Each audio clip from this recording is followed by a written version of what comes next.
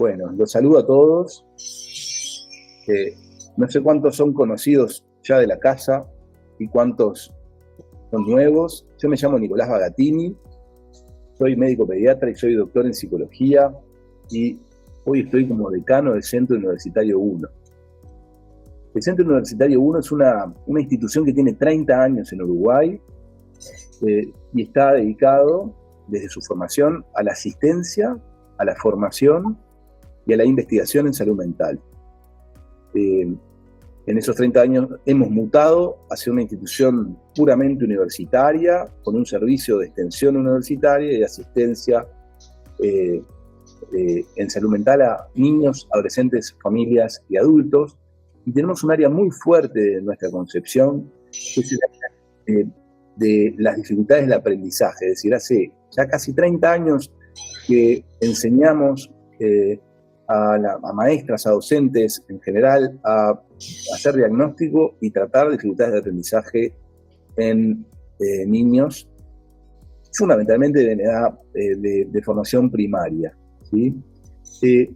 A ver, para mí es un privilegio hoy darles la bienvenida al Ateneo Abierto, que es una instancia que hacemos mensualmente durante todo el año.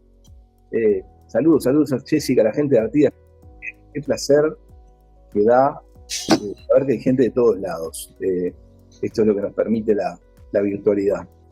El Ateneo de hoy se llama, por eso les introduje lo de las dificultades, porque esto es un temario que estamos incluyendo en la currícula de las dificultades del aprendizaje.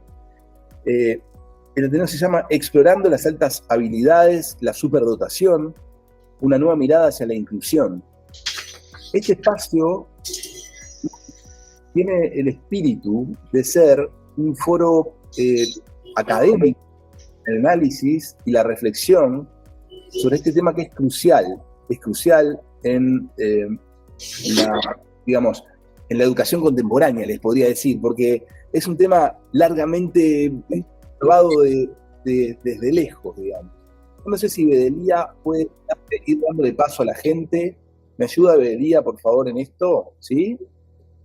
Porque me está pasando que sigue entrando gente, disculpen. No, les decía que es un tema largamente, durante unos años, me parece, dejado de lado, porque estaba visto como que no era un problema, ¿no? La temática de las altas habilidades y la superdotación en realidad desafía a pensar la práctica educativa. Empieza a reconocer diversidad de talentos, necesidades en el aula, nos invita además a avanzar hacia modelos más inclusivos para promover un desarrollo integral de todos los estudiantes, porque, los chicos con esta situación son rezagados también, ¿no? En esta ocasión tenemos el honor de contar con una magíster, Mariana Carignani, que es una especialista en el tema, es una profesional cuya trayectoria abarca tanto la investigación, la intervención clínica y la formación de educadores. Recientemente integrada en el núcleo docente de la formación en dificultades de aprendizaje de la institución, su experiencia nos va a permitir abordar este tema desde múltiples perspectivas, integrar teoría, práctica y evidencia científica. Durante el encuentro vamos a explorar conceptos clave, como las inteligencias múltiples de Howard Gardner, que muchos de ustedes seguramente escucharon, la teoría de la superdotación, de los 3 anillos de Joseph Renzulli, y asimismo, mañana va a compartir instrumentos y estrategias concretas para identificar y atender a estudiantes con altas habilidades en el ámbito educativo. Esperamos, en el Centro Universitario 1, que este espacio se convierta en una instancia de intercambio académico y profesional, donde el conocimiento y la experiencia nos enriquezcan estas 2 horitas que tenemos por delante. Las invitamos a participar de manera activa, planteando sus reflexiones, sus preguntas, para que podamos profundizar en este tema de una mirada interdisciplinaria y colaborativa, que es yo les diría, la perspectiva de nuestra institución desde su génesis. Sin más, te agradecemos, Mariana, por la disposición, por tu generosidad, para compartir con nosotros tu conocimiento y experiencia. Gracias. Bueno, muchas gracias, Nicolás, y a todo el equipo de Centro 1 y a todos los compañeros que están acá presentes. Espero que este Ateneo, esta presentación que voy a hacer realmente sea de su satisfacción, o al menos les invite a seguir pensando un poco más y a cuestionar algunas cositas. Les presento, voy a compartir pantalla y comenzamos. Tengan presente que yo no los voy a estar viendo a ustedes, así que si quieren decir algo, van a tener que interrumpirme, ¿sí?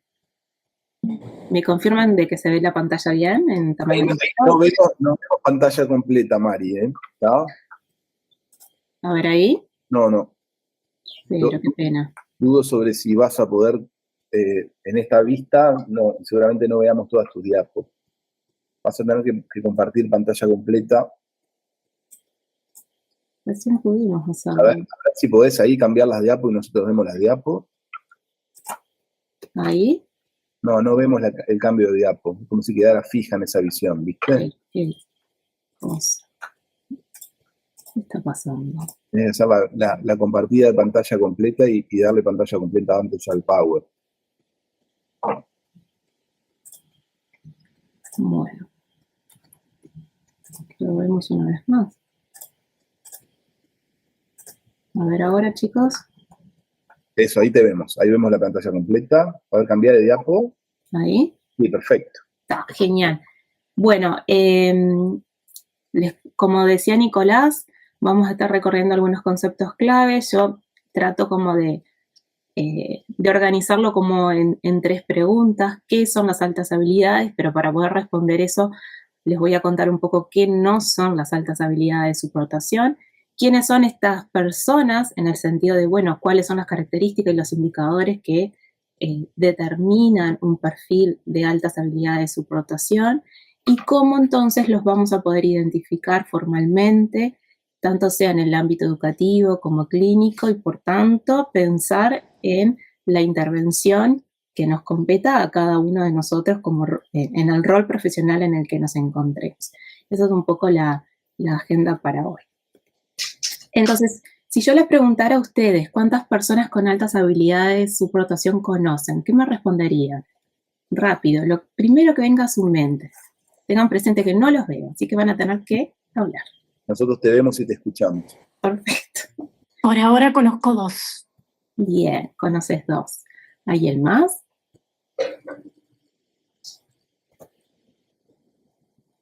¿No conocemos? ¿No sabemos? Un promedio de un alumno por un salón de 25. Bueno, bien.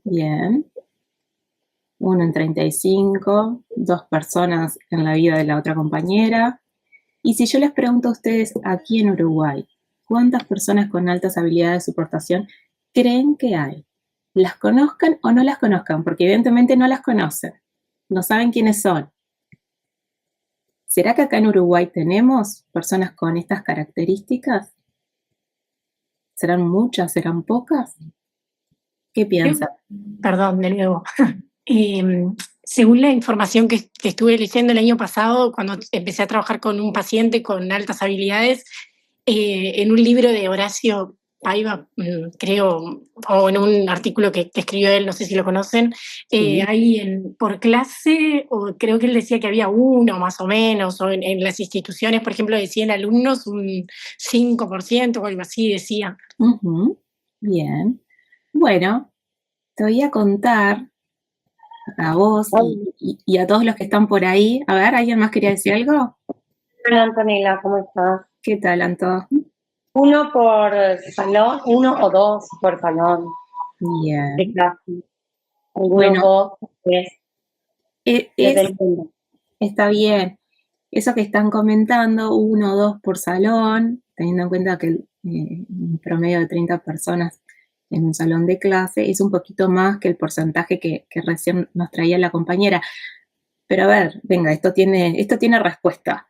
Miren, en Uruguay hay cerca de 300.000 uruguayos con altas habilidades de supportación. Y de acuerdo a las cifras de República, tenemos alrededor de 90.000 escolares y liciales, o sea, en educación formal, que pueden presentar altas habilidades de supportación, que seguramente pasen por un proceso de identificación y se confirme las altas habilidades de supportación.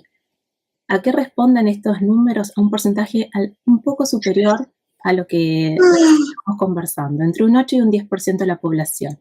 Y ustedes dirán, ¿pero por qué? Porque hay diferencias en los porcentajes, porque todo responde al concepto que se maneje sobre altas habilidades de supportación. Y eso es lo que yo hoy quiero compartirles.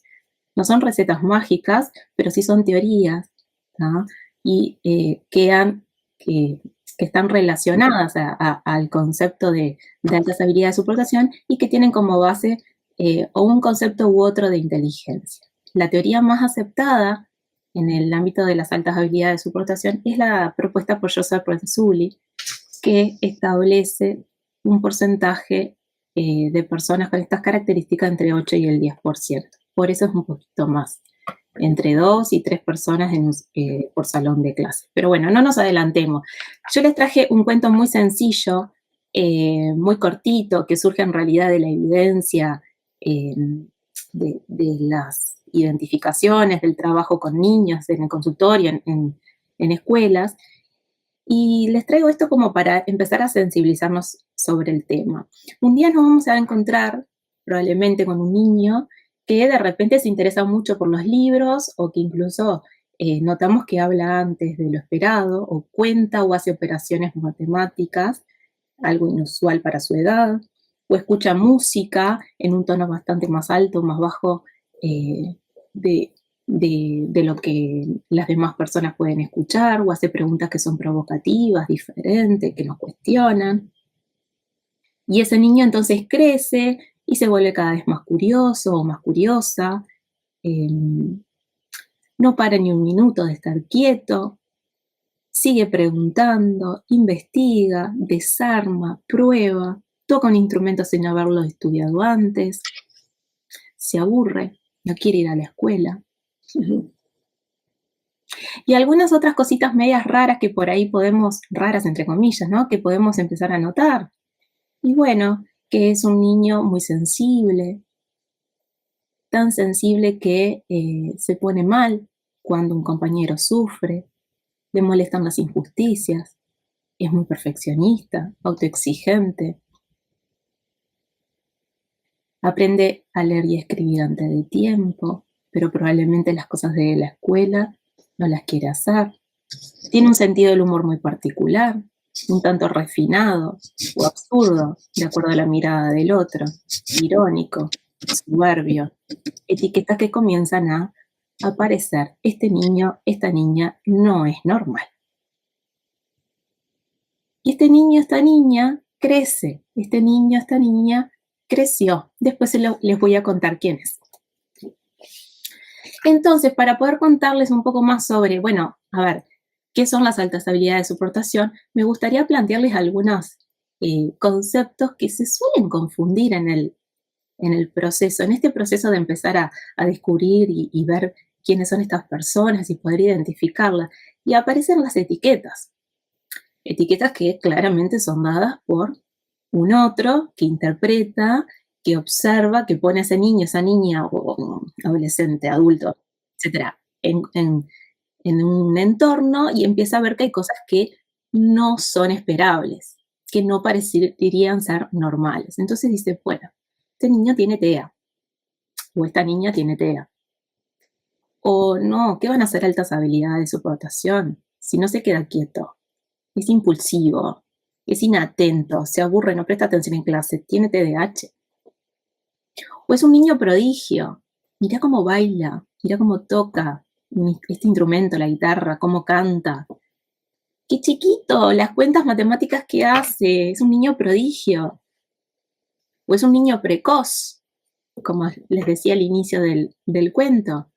Todavía no está en inicial 4 y ya lee, y ya está intentando escribir en etapa casi que alfabética, sorprendente, domina el principio alfabético casi a la perfección. No, es inteligente, nada más es inteligente.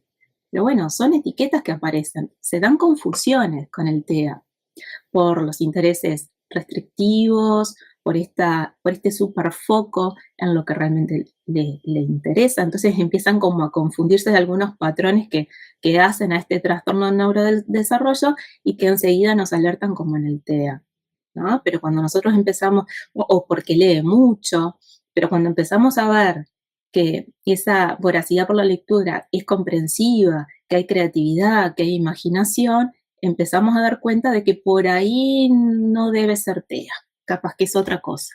O con el TDAH, no se queda quieto, no presta atención, parece que está en la luna, es inatento, impulsivo, no para de hablar, tiene un montón de ideas, un torbellino de ideas. Me parece que es hiperactivo. Pero cuando empezamos a dar cuenta de que hay razonamiento que es divergente, que hay asociación de ideas, que es capaz de sostener la atención, dividirla y poder seguir con perfección, con una buena calidad y superior varias tareas, empezamos a dudar de que sea TDAH. Y prodigio, bueno, ese niño crece, esa niña crece y resulta que se convierte en adolescente, en adulto y no tiene el mismo desarrollo, el mismo desempeño, la misma performance que cuando era muy pequeño, entonces deja de ser prodigio. O precoz, le damos estímulo, lo acompañamos y resulta que su nivel de desarrollo en alguna de las habilidades instrumentales, motrices, etcétera, comienza a emparejarse con el resto de sus compañeros. Entonces, bueno, fue precoz, entonces no tiene altas habilidades y empiezan a confundirse algunas cosas. Otras de las etiquetas o de las confusiones que aparecen, más como mitos, es que este tema se debe, o sea, como que una persona puede presentar altas habilidades de superdotación porque se le da mucho estímulo. No, madre, quédese tranquila, usted lo está sobreestimulando. O exclusivamente por una cuestión más genética, hereditaria, por algunos genes, que su padre, su madre, su tío era igual. Queda tranquila. Esto es normal, era igual y ya está. O hay otro mito que lo traje que es este: si es tan inteligente, entonces no va a precisar ayuda en la escuela. ¿Pero qué va a ser superdotado? Si necesita cada rato que lo ayude a cortar con la tijera. Seguro que sabe más que la maestra y sus notas son excelentes. ¿Segura madre que le va a hacer la identificación? Porque su hija es inteligente, pero ella es amable, es estudiosa, tiene buenas notas, pero tampoco es abanderada. Entonces comienza a darse todo este sinfín de etiquetas y de confusiones que en realidad están en la base del desconocimiento, están en la base del temor, están en la base de un montón de miradas que muchas veces son nuestras, de prejuicio, de intentar entender un poco la situación y querer de enseguida dar como una explicación. Pero seguro que esto nos pasa a todos. Entonces, cuando logramos como identificar que, bueno, que no es TEA, que no es TDAH, que no es un tema de estímulo, que puede haber alguna cuestión genética, pero bueno, también hay una cosa que tiene que ver con las oportunidades, empezamos a identificar entonces que puede ser altas capacidades, que puede ser que tenga un talento, que sea superdotado o que tenga altas habilidades de superdotación. Empezamos como a definir un poco más el perfil de ese niño o de esa niña. Empezamos a identificarlo con un poquito más de seguridad. Empezamos a encontrar que hay características, hay comportamientos que no se explican por otra cosa más que por lo que estamos viendo. Pero ¿saben lo que pasa? Que nosotros podemos darles un nombre, nosotros podemos decir, tiene altas capacidades, es talentoso, tiene superdotación, pero todavía no le estamos dando una identidad, no estamos permitiéndole que construya su identidad. Y esto es tan importante para su crecimiento y su desarrollo psíquico, emocional, para su estructura y para que pueda entenderse y validarse con ese conjunto de características. Ni más ni menos, que es un derecho humano poder tener una identidad como persona con altas habilidades de superdotación. Y ahí es cuando empezamos a entender, bueno, ¿desde qué lugar nosotros vamos también a acompañar y habilitar a esa persona a que pueda reconocerse, que pueda valorarse, identificarse. Bueno, ¿desde qué concepto? Desde un concepto de inteligencia definido como un potencial, o sea que por medio del estímulo y de las oportunidades, sin duda que de lo que uno trae también, ¿no? Se puede desarrollar, puede cambiar, puede mejorar. Tenemos una sola inteligencia, tenemos muchas. ¿Cuál es el concepto que está de fondo, que está de base para poder entender a esta persona? Porque uno podría decir, nosotros vemos en determinado, no sé, en determinado niño, adolescente, adulto, determinados comportamientos que responden a una persona como muy inteligente, pero después resulta que en otros aspectos no. Entonces resulta que es superdotado para una cosa, pero no para otra. Y ahí se empieza a definir un poco más el panorama.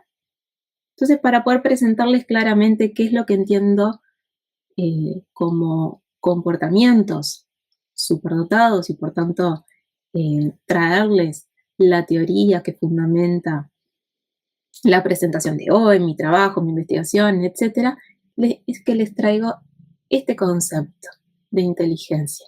Es el concepto que me gustaría que recordasen durante la presentación. La teoría de las inteligencias múltiples, que fue propuesta por Gardner, que tuvo varias revisiones, incluso por él mismo, que ya tiene más de 20 años, propone que la inteligencia hay que verla como un potencial que es biopsicológico y que como es un potencial entonces se puede estimular, se puede desarrollar, puede ir cambiando, o sea que la inteligencia no es inmutable. La inteligencia no es un constructo que se pueda medir exclusivamente con una técnica, sino que refiere a un conjunto de procesos mentales que se pueden ir desarrollando en este sentido potencial, que va a permitir entonces mostrar este procesamiento de información para poder activarlo, mostrarlo, ponerlo en práctica, en evidencia, en un determinado contexto, en un determinado escenario, dice la definición de Gardner, en un determinado escenario cultural, a fin de poder solucionar, o sea, para hacer algo, a fin de poder solucionar problemas. Y si son problemas es porque no tienen respuesta aún, una respuesta directa. Solucionar problemas o crear productos, generar algo, producir, hacer algo con ese potencial y que en definitiva sean valorizados por la cultura. Este concepto de inteligencia que seguramente ustedes manejan, él dice, bueno, la teoría que yo propongo de inteligencias hace justamente referencia a un conjunto de habilidades, un conjunto de talentos. Él dice, podría haberle puesto cualquier otra palabra para definir inteligencias. Y hay un libro de él que justamente ironiza un poco, dice algo así como, lástima que puse la palabra inteligencia porque ahora todo se confunde y se malinterpreta. Y él dice, bueno, la inteligencia no es única, sino que tenemos múltiples inteligencias, ese potencial se puede manifestar, se puede evidenciar de distintas maneras en ese escenario para poder hacer algo con ese potencial, para poder hacer algo con ese conjunto de habilidades que conforman a lo que nosotros conocemos como lo lingüístico, lo lógico-matemático, lo musical, lo espacial, lo intrapersonal, interpersonal, corporal, sinestésico y naturalístico. Y algo que me gustaría comentarles de los últimos trabajos de Gardner con respecto a la revisión que hizo en los últimos 20 años de inteligencia múltiple, es que él define estas 8 inteligencias, pero dice, porque estas 8 fueron las que cumplieron con todos los criterios que permiten en su investigación determinar qué es una inteligencia y qué no. Pero pueden naturalmente existir algunas otras que de momento él no haya logrado aún identificar. Y la inteligencia existencial o la emocional, él las descarta como inteligencia, de acuerdo a su criterio, ¿no? De acuerdo a su criterio. Entonces, ese es el concepto de inteligencia que vamos a considerar.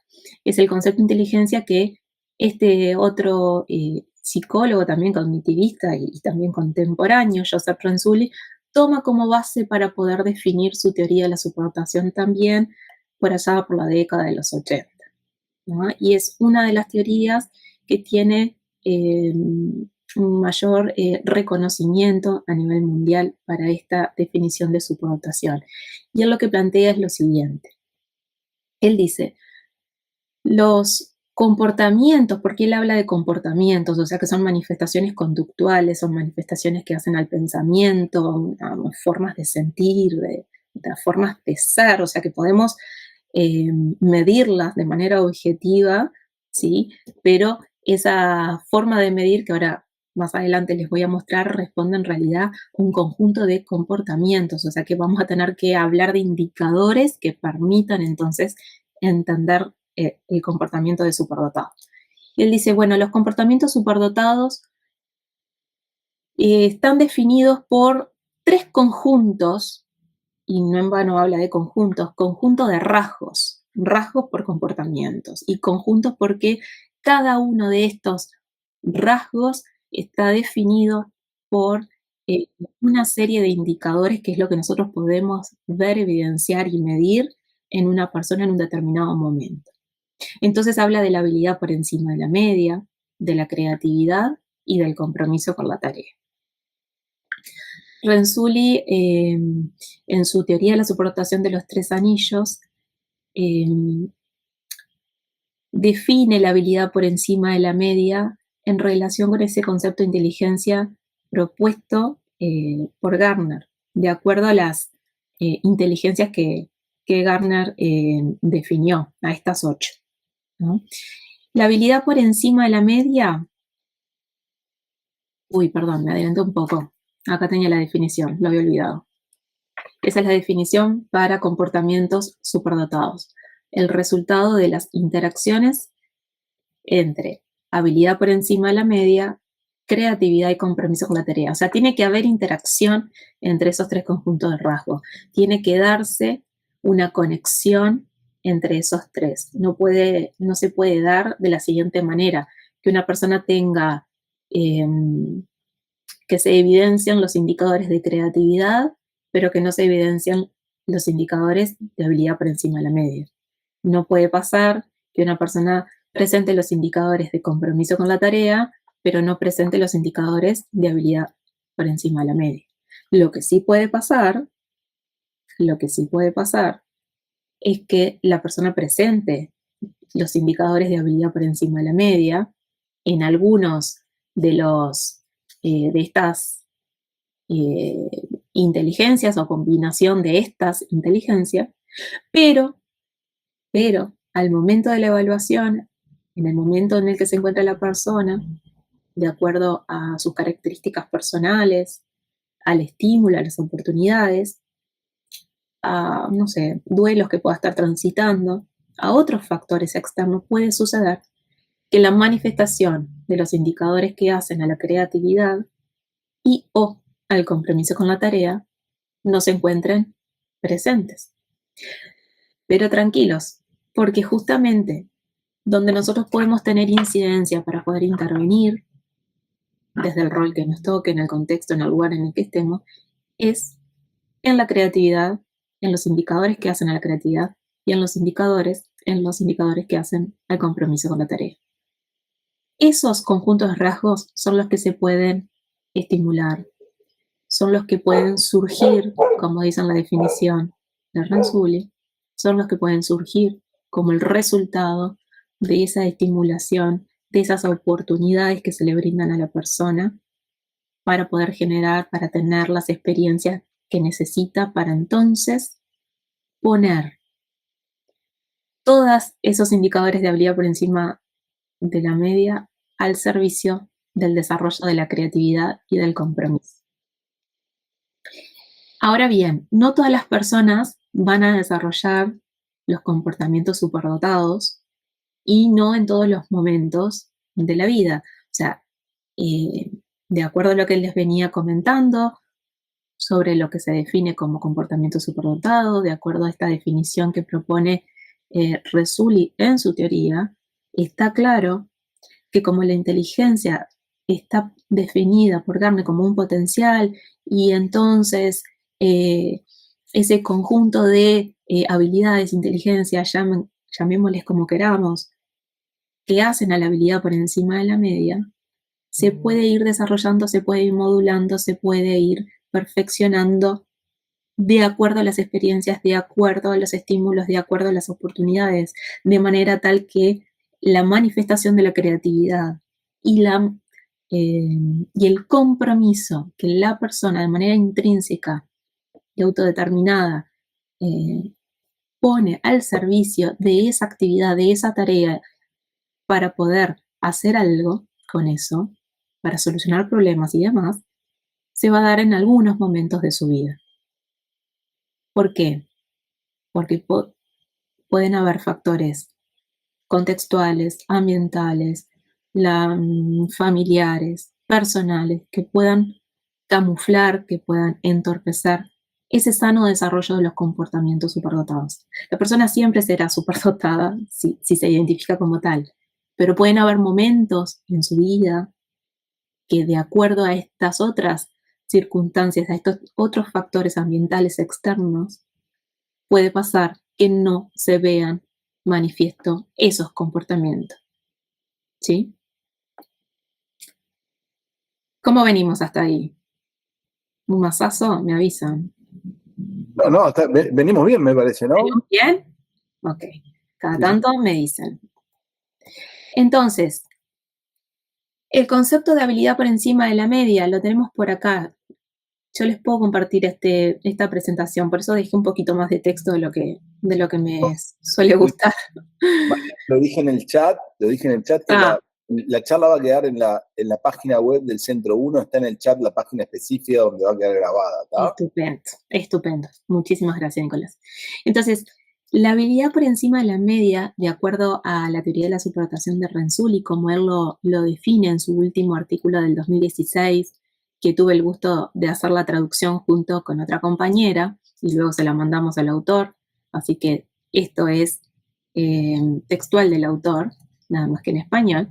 La habilidad por encima de la media refiere a que ese estudiante, él habla de estudiantes siempre, ese estudiante es capaz de tener un desempeño potencial, o de tener el potencial de desempeño en niveles superiores a otros niños, niñas de su edad. La habilidad por encima de la media se define, y acá está la definición, como la demostración de un desempeño superior o la estimativa, ahí está el concepto de potencial, o la estimativa de un desempeño superior en comparación a otros niños de su edad. Esa habilidad por encima de la media puede demostrarse en una o más áreas del rendimiento académico, o en cualquier combinación de las siguientes áreas documentadas, porque ahí venían las 8 inteligencias que definió Gardner, las 8 áreas que documentó Gardner en su trabajo. O sea que nosotros tenemos que poder evidenciar en la escuela, en el consultorio, en el liceo, en el trabajo, tenemos que poder evidenciar que una persona presenta la habilidad por encima de la media cuando lo demuestra o vemos que tiene el potencial para demostrarlo de una manera superior a sus compañeros, a sus pares, en términos de edad y en términos contextuales, sin duda, y en alguna de esas inteligencias o en alguna combinación de esas inteligencias. Y cuando digo combinación, me gustaría invitarlos a pensar en lo siguiente. Nosotros podemos considerar que dentro de la inteligencia naturalística tenemos la química, ¿sí? La química puede ser un área, una disciplina, un área de trabajo que en una persona con altas habilidades de superdotación uno diría, bueno, está bastante claro que la inteligencia que está más desarrollada hacia la naturalística. Bien. Pero una combinación de áreas podría ser, dentro de la naturalística, la biología con la química, y podemos encontrar personas que, independientemente que tengan un potencial para la química, su desempeño superior está, por ejemplo, en la bioquímica o en algo un poco más específico, en la virología, ¿no? O específico en términos de determinados, no sé, virus o bacterias, etcétera, ¿sí? Algo como muy específico que hace al desarrollo de ese potencial. Ahí podríamos considerar, bueno, combinación de áreas, ¿no? Porque a veces nos quedamos como matemática, música, lo corporal, lo lingüístico, y es un poquito más, puede ser más allá de lo que la inteligencia definida por Gardner se explora o se muestra en el desempeño o en el potencial que tiene esa persona. Cuando hablamos de creatividad, recuerden que no es hacer algo con las manos únicamente, o sea, sí puede ser, pero definido según Renzulli, tiene que ver con esto, con la expresión de ideas que son originales, que son únicas o relativamente únicas en comparación a otros estudiantes de la misma edad, de año escolar, de grupo de experiencia, etc. O sea que la creatividad tiene que ver con una tendencia a generar y reconocer ideas, a demostrar una imaginación juguetona.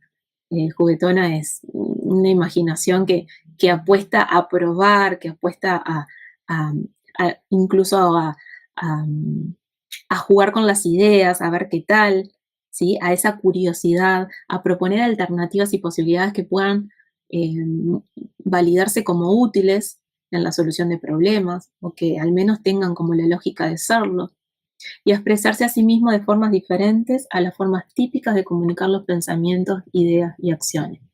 Muchas veces se da que cuando una persona presenta ideas diferentes para lo que se espera o para las ideas que uno tiene, aparece esta expresión como, ay, qué raro que es, qué denso, ya viene con cosas raras.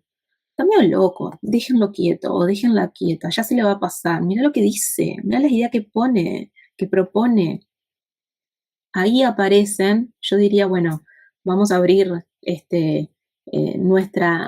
nuestro foco de nuestra interpretación, porque probablemente esas ideas que propone ese otro justamente se van de lo convencional, se van de lo típico, y tal vez se está evidenciando por ahí esos indicadores que hacen a la creatividad, y no necesariamente tiene que estar haciendo un puzzle o crear una obra de arte con sus propias manos, que se puede dar también. Y el compromiso con la tarea es algo más que la motivación. Ay, fulano está súper motivado. Tiene un compromiso, no necesariamente. El compromiso con la tarea va más allá del concepto de motivación que se define en la psicología. Es la demostración de la perseverancia, de la resistencia, de la tenacidad, de la dedicación, del esfuerzo continuo y persistente en determinadas áreas en las que esa persona selecciona como áreas de importancia y de alto desempeño, donde reconoce o sabe que presenta ese potencial para tener un desempeño superior. ¿Tá? Por eso es diferente a la motivación. Sin duda, que sin esfuerzo, sin dedicación, no es posible que se desarrolle los comportamientos superdotados, pero lo que sí es importante destacar es que el compromiso con la tarea refleja a un conjunto de indicadores que claramente está la motivación, claramente está el esfuerzo, pero es más allá. Yo a veces lo explico como, yo les digo así a veces a la familia, digo, es como un motorcito, una energía interna, como una cosa voraz que requiere toda esa energía, transformarla, tal vez lo explico así un poco porque soy profesora de química también, ¿no? Transformar esa energía en otras formas y eso hace que pueda pasar horas dedicados o dedicada en una actividad como súper concentrada, al punto que, y me ha pasado en mi casa tener que avisar, ya van 4 horas que estás frente a la computadora y que todavía te respondan, ¿qué? Pero si me acabo de sentar. La dimensión del tiempo se pierde porque es una energía interna, una cosa que se pone al servicio de esos temas que, en los que, o de esas actividades, de esas tareas en las que la persona presenta la habilidad por encima de la media. Y volvemos un poco a esto, y su manifestación depende de las diferentes áreas de destaque. No olvidemos que una persona presentará comportamientos superdotados en determinadas áreas, en determinadas inteligencias de las documentadas por Garner. O sea que la manifestación, lo que nosotros vamos a ver o podríamos ver como comportamiento superdotado, dependerá de las diferentes áreas de destaque. Puede ser que la persona presente un área de destaque en lo corporal sinestésico, concretamente en el área, en el fútbol, y se me ocurren un montón de jugadores, pero resulta que en el área lingüística no, o en el área del lógico matemático no, o tal vez sí hay una combinación de áreas que responden a destaques en el deporte, en el fútbol, por seguir con el ejemplo, y además en la música, o en la medicina y en la música, y tenemos grandes artistas músicos que además se dedican a la medicina. En fin, dependerá ese comportamiento del área de destaque, es decir, dónde se manifieste la habilidad por encima de la mente, el desempeño con nivel superior en términos de calidad. Pero también no olvidemos lo que les comentaba hace un ratito, de la influencia que tiene el ambiente, la influencia que tienen las oportunidades, la estimulación. Estimular está muy bien, es necesario, es cuando se hace en momentos que son oportunos, está muy bien. El ambiente influye muchísimo, para bien, para no tan bien, las características personales también, un autoconcepto desajustado, una autoestima también que no es genuina, duelos que se está transitando, no sé, falta de oportunidades, una experiencia escolar que no es acorde a lo que precisa esa persona. Eso sin duda que influye en la manifestación del potencial. Sin duda que influye cómo la persona va a disponer de sus recursos cognitivos, afectivos, sus habilidades sociales, un montón de lo que hace a ese ser para que nosotros podamos evidenciar la manifestación del potencial. Permítanme, esto ya es un regalo que me hice a mí misma y que quiero compartir con ustedes. Si se logra escuchar, me dicen, a ver. Something to develop. I like to use the word gifted behaviors. What it really means is that you're curious, you're inquisitive, you ask a lot of questions, you like to put your knowledge to work. You don't just want to learn about something, but use what you've learned about for a project or a presentation or a piece of artwork or a demonstration. So that's a little bit about what it means to me. Thank you so much. You're very welcome. ¿Se logró escuchar bien? Sí. Well, sí, sí.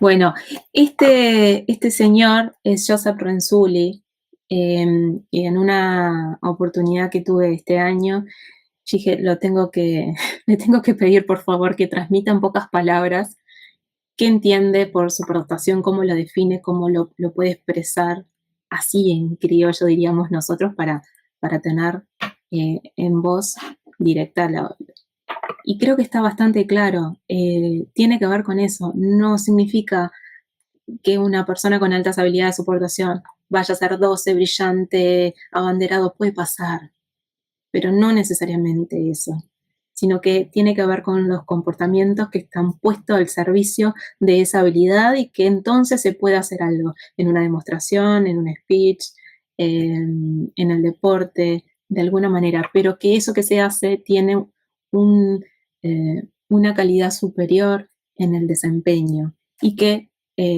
con los estímulos y las oportunidades adecuadas, esa diferencia se va a seguir sosteniendo en el tiempo durante toda la vida de esa persona. Algunas características para ya irnos metiendo en quiénes son estas personas. Así puedo mostrarles cómo los identificamos. Estas son características, hay muchas más. Cuando digo características me refiero a que son tanto manifestaciones que responden a una persona neurotípica como neurodivergente en el caso de las altas habilidades. ¿Qué quiere decir esto? Que ustedes pueden decir, bueno, identifico todas estas características en determinada persona y sé que no tiene altas habilidades de soportación. Ok, es válido también. Son características que pueden estar o no estar, pero suelen aparecer en los comportamientos superdotados. A menudo se sienten desubicados, se sienten fuera de foco, pues, se perciben diferente por el resto de las personas, tienen predilección por vincularse a personas mayores o muchos más jóvenes que ellas. A veces cuando uno comienza como a indagar un poquito encuentra de que sus amigos lo que realmente entienden por ese concepto de amistad muy fuerte y muy especial son personas más grandes, no sé, o incluso más jóvenes, más chicas, más pequeñas. Eso tiene que ver por los intereses que se pueden compartir, lo que pueden aprender, lo que pueden dar, el tipo de vínculo que ellos buscan. Tienen intereses por asuntos y temas que son bastante complejos, ideas que son bastante variadas, poco elocuentes, nuevas, diferentes. Tienen un pensamiento que es independencia de pensamiento, o sea que pueden posicionarse con un nivel de pensamiento bastante sólido y específico y propio y genuino para llevar adelante algún tema que tengan que discutir o alguna posición. Suelen presentar precocidad en la lectura, una lectura que suele ser voraz. Niños que con los estímulos adecuados, volvemos siempre como a recordar lo mismo, comienzan inicial 4, 5 ya, como les decía, teniendo una lectura bastante fluida para la edad que se espera y con un nivel de desarrollo, una prosodia bastante interesante, bastante bien desarrollada, con una comprensión lectora también bien desarrollada. Tienen un sentido del humor que a veces suele ser visto como bastante soberbio, irónico, es un sentido del humor refinado. Como me dijo una adolescente una vuelta, solo para entendidos, ese sentido de humor que es como, bueno, ya está, ya pasó, era el momento y no se puede explicar porque pierde lógica. Son tendientes al perfeccionismo, a la autoexigencia y por lo tanto la vara con la que, digamos, miden, entre comillas, a otras personas está en función de su reflejo.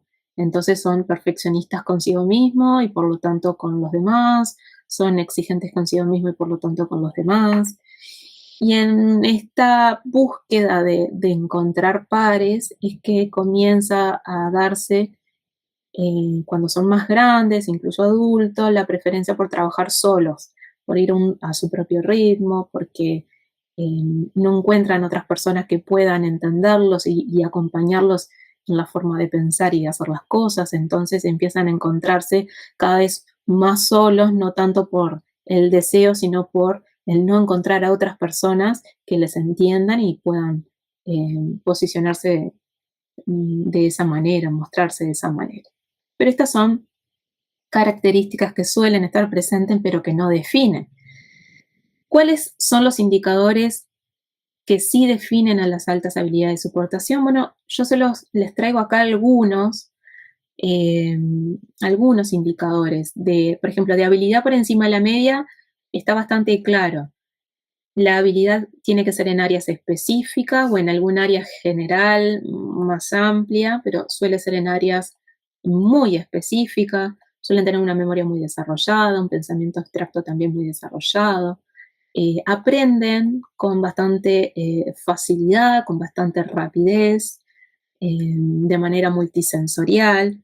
Tienen una capacidad de análisis y de evaluación y de juicio bastante desarrollada. Logran hacer asociaciones, relacionar informaciones entre ideas y conocimiento, algo así como, bueno, lo que propone Piaget con las estructuras con los esquemas. Imaginen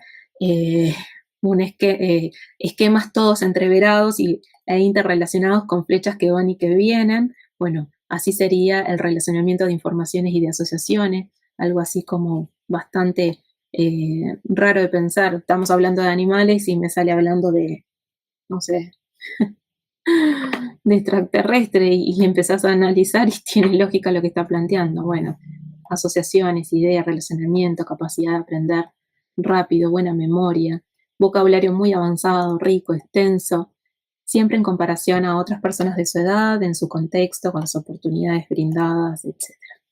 Cuando hablamos de creatividad, los indicadores que son fáciles de identificar podría ser, bueno, el inconformismo. No se quedan conformes. Esto un poco también vinculado al perfeccionismo, a otras características más personales como, bueno, un alto nivel de exigencia. El inconformismo, no quedan conformes, le siguen dando vuelta, siguen mejorando. Suelen ser suelen generar muchas ideas para una misma situación. Y si hacemos esto, pero podemos hacer esto otro, pero además se me ocurre esto. Muchas ideas, una catarata de ideas suelen tener cuando están comprometidos con algo, donde ese algo, esa tarea además, es donde tienen la habilidad por encima de la media. Tienen gustos por los desafíos, o sea, algo que les genera un desafío, los alienta, los mueve, los invita a hacer, a pensar. Un pensamiento divergente, suelen buscar soluciones propias para distintos problemas. Esto es bastante común cuando se habilita el espacio, cuando los chiquilines, me ha pasado de explicar algún método para resolver algún problema en química y vienen con otro método. Y me dicen, mira, a mí se me ocurrió este camino porque en realidad si vos relacionás esto con esto y haces esto, te da lo mismo, pero tiene lógica porque el fundamento, quedas como, sí, claro. Cuando encontrás que tiene respuesta la teoría, el fundamento, los caminos que busca, no tienen errores conceptuales, ahí uno dice, bueno, búsqueda de soluciones propias para los problemas, gusto por correr riesgos, pensar diferente. Y el tema de cumplir reglas, cuando las reglas no tienen sentido, cuando hay que hacer esto porque hay que hacerlo y punto, y ahí queda la discusión, ahí empiezan o podrían empezarse a ver en algunos estudiantes estas dificultades para cumplir reglas. En las chicas, las mujeres, por una cuestión a veces hasta de género, como se ha ido, digamos, enseñando, la mirada que se tiene de la mujer, etcétera, esta dificultad queda un poquito más solapada, pero cuando uno empieza como a buscar un poquito más allá, empieza a hurgar y a buscar explicaciones e interpretaciones, encuentra que también hay dificultad para cumplir reglas que no tienen sentido, no tienen lógica de ser. Cuando hablamos de compromiso con la tarea, hablamos de indicadores que hacen al alto nivel de exigencia. Acá vuelve a aparecer el alto nivel de exigencia, la seguridad y en sus convicciones. A veces decimos, ay, pero es terco, insiste con esto, o es terca, insiste con esto. A veces no es una cuestión de terquedad, sino de seguridad, de que hay argumentos, de que hay convicción a lo que se está diciendo, de que están seguros. tienen una elevada capacidad de planeamiento y organización, en ocasiones logran como en esto de asociar ideas que les decía hoy y de relacionar informaciones. Muchas veces puede pasar que te digan, no, pero no hagamos esto, nos vamos a equivocar. Pero ¿cómo? No tenés la bola de cristal, no lo sabés. No me preguntes por qué, pero intuyo que viene por acá la cuestión, porque nos podemos equivocar. Las ventajas, las desventajas, el poder planificar y poder visualizar cuáles pueden ser las alternativas, eso también hace a la elevada capacidad de planeamiento y organización. Insisten en buscar soluciones para los problemas, son persistentes ante las dificultades que son inesperadas. Y bueno, y por ahí van algunos de indicadores de compromiso con la tarea. Esto de los indicadores de liderazgo, si bien el liderazgo no es un conjunto de rasgos específicos de las personas con altas habilidades de superdotación, lo cierto es que se ha ido encontrando en distintas investigaciones y a lo largo de este tiempo, y en mi tesis de maestría también lo encontré a esto en las personas que fueron mi muestra, los adolescentes que fueron mi muestra, encontré que suelen algunos de ellos presentar indicadores de liderazgo. A veces son esos chiquilines o esos adultos en el trabajo que son líderes, que son los encargados de llevar adelante una reunión, de presentarle al presidente, al director, alguna propuesta, o de ser voceros, suelen ser elegidos, son muy cooperativos con otros, tienen un buen poder de convencimiento y de argumentación. En general suelen organizar el grupo de manera bastante, de manera que fluye, autónoma, sin tener que posicionarse desde ese lugar, ¿no? Pero bueno, pueden estar presentes o no en estas personas, lo cierto es que suelen encontrarse algunos de estos indicadores. Indicadores de liderazgo que sabemos que pueden ser vistos con un fin más positivo o negativo, ¿no? Eso es indistinto. Bien, y a todo esto, poder decirles que está difícil para definir un perfil de altas habilidades de superdotación.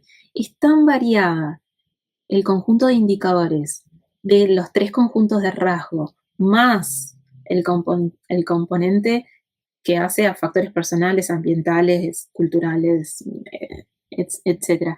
Es tan complejo que no podemos hablar de un perfil de altas habilidades. Cada vez que nos encontremos en la situación de identificar a una persona como tal, tenemos que hacer tenemos que ser muy minuciosos, tenemos que ver los indicadores, tenemos que generar, tener evidencia, conocimiento de cómo se manifiestan, con qué intensidad, con qué frecuencia, en qué contexto, de qué manera, cuáles son los elementos del entorno que habilitan o no habilitan.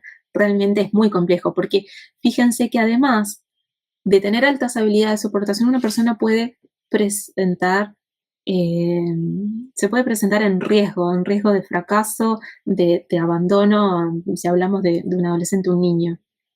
Podemos hablar de una persona con altas habilidades de soportación y que además se lleve todo a examen, o que quede repetidor, o que presente una doble necesidad educativa especial, es decir, que además de tener altas habilidades de soportación, presente dislexia, o que presente TEA, o que presente TDAH, o que presente una dispraxia, no sé.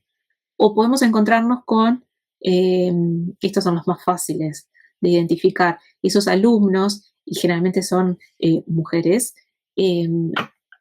estos alumnos que son autónomos en el aprendizaje. Ellos van, hacen, fulano no precisa que yo le explique, que le diga, ellos funcionan, van, es como si fuese un mini profesor conmigo, ¿no? Pero también tenemos estos otros estudiantes invisibles. Estos estudiantes invisibles suelen ser mujeres. Habría que hacer un capítulo aparte de las altas habilidades y el género, realmente hay mucha investigación sobre esto. Las mujeres son más invisibles por una cuestión de que hay factores que representan a las barreras internas y a las barreras externas, a los estereotipos que son culturales, estereotipos de género, colectivos especiales, barreras internas como la duda, el desasosiego, el miedo a ser inteligente. Entonces, ¿qué les quiero mostrar con esto? De que, bueno, tenemos que manejar muy bien el concepto de comportamientos superdotados, de acuerdo a la teoría de Renzulli, y si queremos tomar otra, es válida, pero no podemos confundir. Y además tenemos que animarnos a hacer una buena investigación de las características y los indicadores que presenta esta persona en determinado momento para poder entender entonces cuál es el perfil específico de ese alumno o de ese adulto en el trabajo, dependiendo del rol en el que estemos. Y ahí ya nos vamos al cómo. Me dicen si voy muy rápido, si no, si vamos bien. ¿Cómo venimos? Hablen ahora o callen para siempre. ¿Venimos Muy bien? bien. Sí, muy bien. ¿Sí?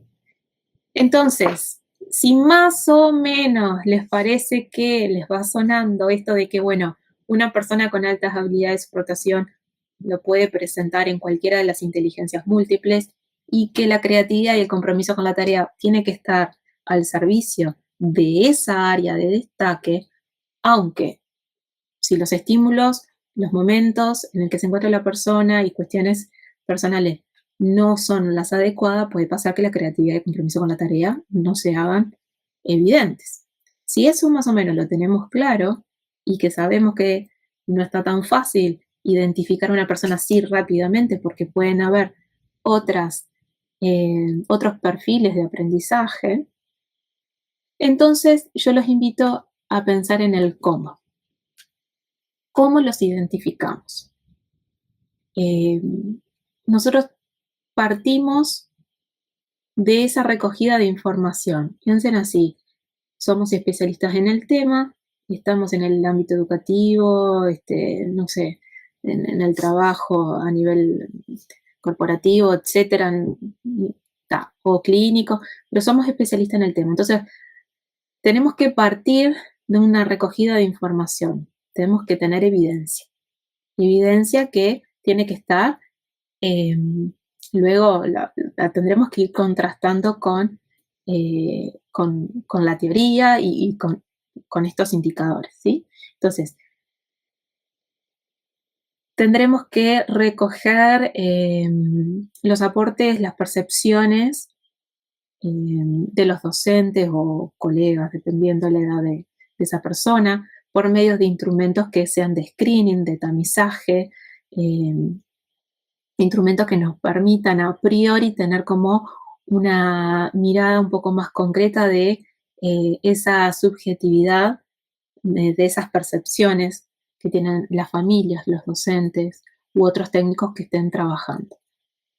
¿Hacia dónde vamos? Bueno, si somos docentes, tendríamos que pensar, bueno, ¿qué metas de aprendizaje se proponen? ¿Cuáles son las progresiones específicas para mi asignatura, mi unidad curricular, para el área, qué objetivos? Si estoy en el ámbito, no sé, trabajo en recursos humanos, etcétera, y estoy en una empresa, una organización, bueno, ¿qué se espera, no? Meta de aprendizaje, ¿qué se espera de los trabajadores en este contexto, en este lugar, los rendimientos, qué se puede esperar de acuerdo a esto de esta persona, qué objetivos se pueden trazar, se pueden validar con su desempeño, etcétera.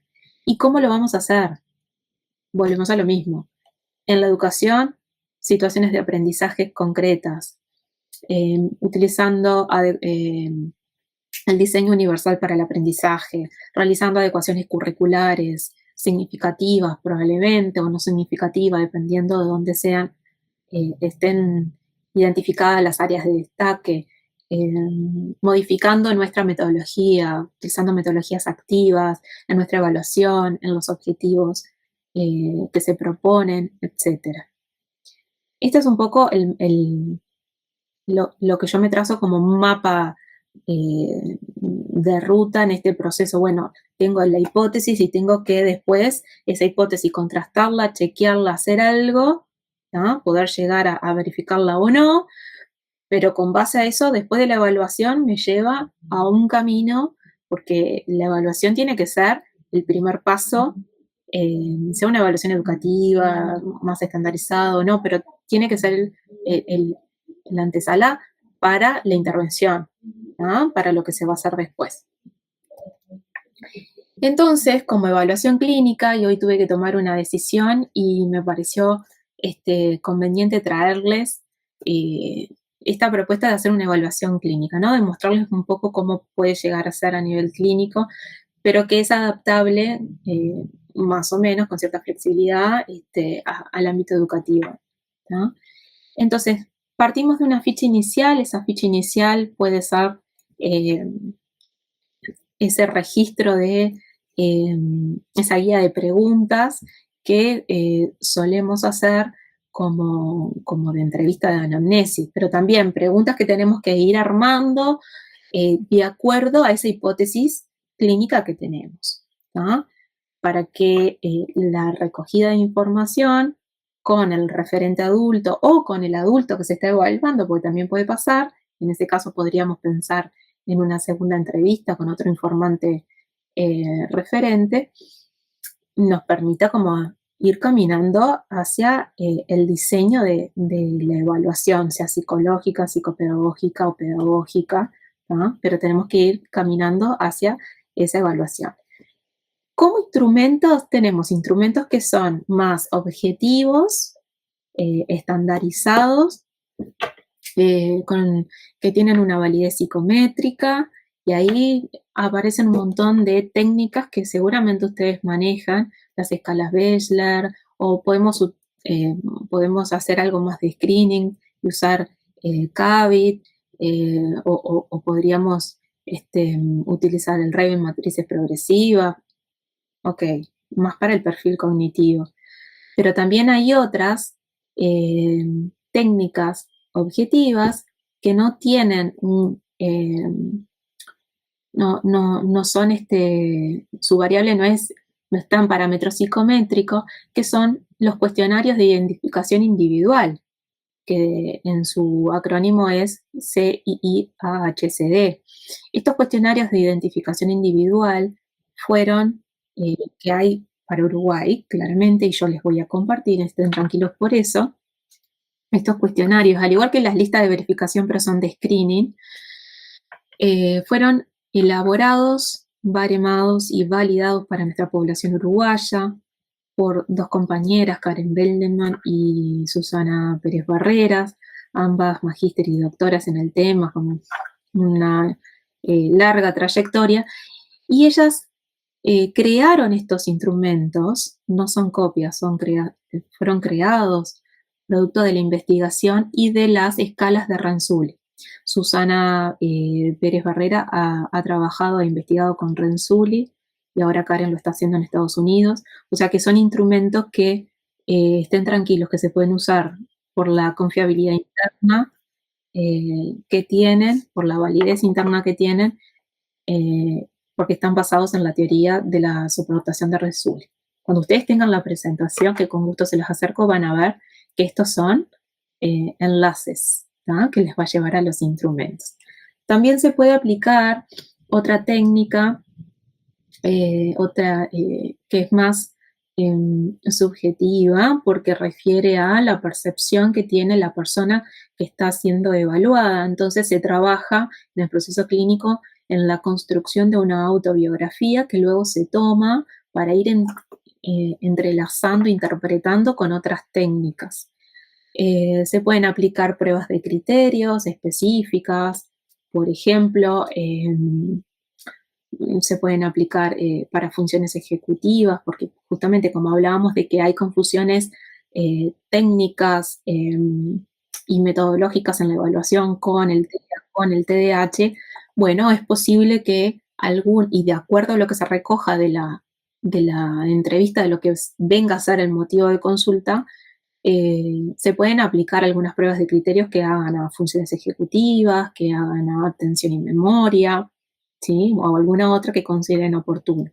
Es muy importante hacer entrevistas, mantener un vínculo con la familia, con la escuela o con otros adultos referentes, con otros informantes, pero en formato de entrevista que tenga como un encuadre específico apropiado y que no sean preguntas al azar. Las entrevistas son muy relevantes porque ahora cuando les muestre cómo son los cuestionarios van a ver que se miden los indicadores de los 3 conjuntos de rasgos de acuerdo a la intensidad y a la frecuencia. Entonces puede pasar que una persona realmente presente una memoria muy desarrollada, pero en determinado contexto no lo muestre a eso. Entonces resulta que yo voy a valorar, si yo soy un informante, puede pasar que diga que no tiene buena memoria. En cambio, cuando comienzo a entrevistar a la persona y me da más detalle y me da más información y me puede poner como en contexto la situación, empiezo a percibir que en realidad no tiene evidencias porque esa persona, el niño, el adolescente, el adulto que se está siendo evaluado no está pudiendo mostrar, evidenciar esa memoria. Bueno, las entrevistas un poco para eso también sirven para ir dando luz a las interpretaciones de los cuestionarios y de otras pruebas. Y por último, sin duda, un informe con un lenguaje técnico, pero claro, concreto y que realmente informe, ¿no? Ese es un poco como el proceso. Bueno, miren acá.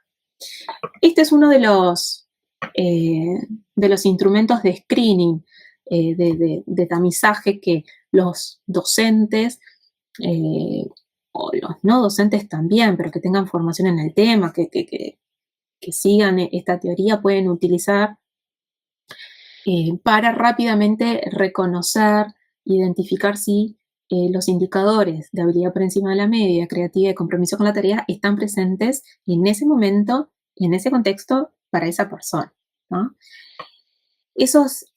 Ese manual que tienen a la derecha y el otro libro que dice instrumentos son los 2 libros uruguayos que contienen los instrumentos, todos los instrumentos de screening y de identificación individual, ¿tá? Que, insisto, yo se los voy a compartir por medio de un enlace, ¿tá? Y son uruguayos. Miren, acá lo tienen un poquito más ampliado. Nosotros a los docentes les podríamos pedir, cuando viene un niño, un adolescente a consulta, le podríamos pedir que complete un LIBIAS, que complete un instrumento de screening, que hay uno para educación inicial, para primaria, secundaria, ¿tá? Pero que tienen esta lógica. Son un conjunto de 24 afirmaciones que responden 5 o 6 a habilidad por encima de la media, creatividad y compromiso con la tarea, más una afirmación número 25, que olvidé colocar por allí, que hace referencia a las disciplinas o áreas específicas. Entonces se despliega geografía, matemática, fútbol, danza, un montón de disciplinas, ¿sí? Entonces ese docente va a tener que indicar el nombre de esos 2 alumnos, porque cada uno de estos indicadores va a tener el espacio para indicar como máximo 2 alumnos. ¿Por qué? Por el porcentaje que habíamos mencionado al inicio. Tengan presente que es entre 8 y 10% de la población que puede presentar indicadores de altas habilidades de supportación, de manera que en un salón vamos a tener entre 2 y 3 estudiantes, ¿tá? Por eso, cada uno de estos indicadores tendrá la posibilidad de anotar el nombre de 2 estudiantes que presenten el destaque o la estimativa del potencial para la manifestación de ese indicador, ¿no? Ahora bien, ¿cómo hacemos? ¿Ponemos a todos los alumnos? No, solo al estudiante o a los estudiantes que empezamos a ese 1, 2 o 3 estudiantes que vemos que puede tener el potencial, no a todos los estudiantes del salón. Y más aún, si nosotros le compartimos un LIBIAS a un docente, le vamos a pedir que aplique este instrumento para ese niño, esa niña, ese adolescente que estamos evaluando, lo que significa que no necesitamos que coloque el nombre de otras personas, solo necesitamos ver si aparece el nombre de Ana en los indicadores que aquí en este instrumento figura. ¿Cuántas veces tiene que aparecer el nombre de Ana para que nosotros entonces podamos empezar como a acercarnos un poco más a esa hipótesis de la familia viene con la consulta de que puede tener altas habilidades porque le dijeron que es muy inteligente y se aburre en clase, por ejemplo? Puede ser un motivo de consulta. ¿Cuántas veces tiene que aparecer? más de 13 veces. O sea, entre el indicador 1 y el 24, el nombre de Ana tiene que aparecer al menos unas 13 veces, ¿tá? Que es más o menos el 51% de la frecuencia, ¿tá? Ahora, la intensidad la vamos a evaluar luego. Pero además, Ana tiene que aparecer indicada en alguna de las opciones que se despliegan en la pregunta 25, que son las áreas o las disciplinas de destaque. Si es en handball, si es en fútbol, si es en música, si es en cerámica, si es en K-pop, si es en chino, si es en matemáticas, ¿en qué? Tiene que aparecer, porque nosotros necesitamos luego ir afinando nuestra evaluación a esas áreas en las que aparentemente Ana tiene el destaque o el potencial para manifestarlo. Entonces nosotros en el consultorio o en el lugar clínico podríamos, como instrumento innecesario, administrarle a Ana, junto con Ana, el cuestionario de identificación individual, que también este cuestionario tiene, si ustedes miran, tiene como otra estructura. Aparecen preguntas, que ya les muestro, con opciones que se responden como nunca, raramente, a veces, frecuentemente y siempre. ¿tá? Entonces empezamos a definir un poco más en qué momentos, mejor dicho, con qué frecuencia y con qué intensidad, esos indicadores que en algún momento el docente nos indicó realmente se hacen presente en Ana. Entonces, este cuestionario va a tener una vía para la familia, o sea que le vamos a pedir a la familia, tendríamos que explicarle cómo se llena, le vamos a pedir para completen este cuestionario pensando en Ana, no en su desempeño académico escolar, sino en su desempeño en la vida misma, ¿sí? Y en concreto en las áreas que Ana, esperen un poquito que se me fue. Y en concreto en las áreas en las que Ana indicó que ella cree que es buena y que además fueron chequeadas o fueron indicadas por la maestra o por el profesor. Ana cree que es buena en danza contemporánea. Bueno, pensando en el desempeño de Ana, en las habilidades que hacen a lo corporal, a lo musical, a la destreza y a la danza contemporánea, te vamos a pedir, familia, que completes este cuestionario. Con Ana ustedes van a completar otro que tiene la misma lógica, la misma estructura, pero que en el titular arriba va a decir para estudiante, y luego a las maestras, al docente, le vamos a dar otro cuestionario o que lo podemos llenar junto con ese docente mediante entrevista, y ahí aprovechamos a hacerle alguna preguntita cuando alguna de las respuestas, de las cruces que tenemos que indicar como respuesta, no nos conforme bien. Y me adelanto un poquito más. Acá no se lee muy bien porque es una foto que tuve que colocar, pero ustedes pueden ver arriba en negrita que dice cuestionario para identificación de indicadores de altas habilidades de supportación docente, o sea que este es un ejemplo de cuestionario para un docente, pero de educación infantil, de educación inicial. ¿no? Educación inicial, tengan presente que en el momento que se hizo estos cuestionarios, estos instrumentos y se validaron, se consideraba, por sugerencia de lo que ahora es la DGIP, educación inicial hasta tercer año de primaria. O sea que este instrumento se utilizaría hasta tercer año de primaria. ¿no?